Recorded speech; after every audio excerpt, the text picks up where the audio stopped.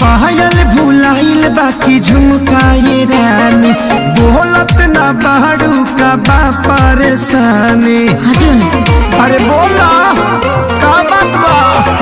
पायल भुलाइल बाकी झुमकाए रानी, बोलत ना बाड़ू का बाटे परेशानी। काहे तोहर भोरे से लटकल बलोला हो, लटकल बलोला। हाँ तो सुनी ना,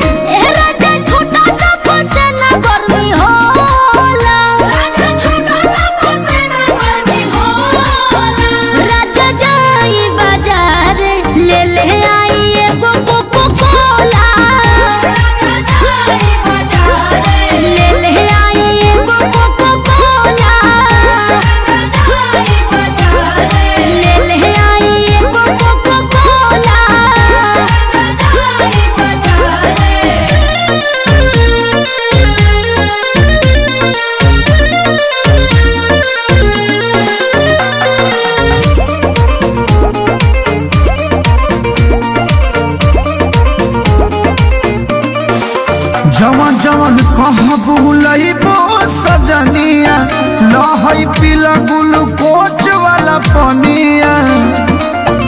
पिया हमरा के तू भुलावेला, मीठा बोली के तोरा में दबावेला।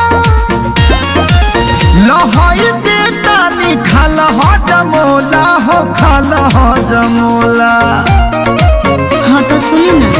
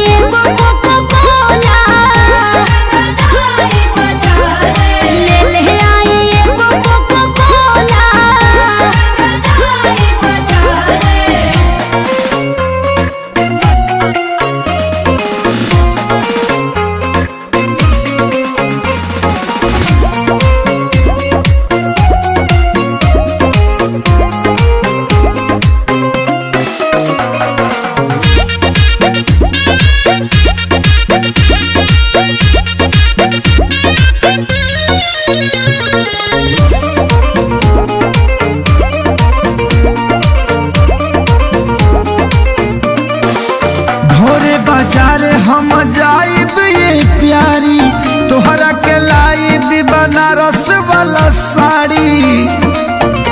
एक सारी ना पर कसबा दूध जी, खाली करेला मंगोर बुद जी।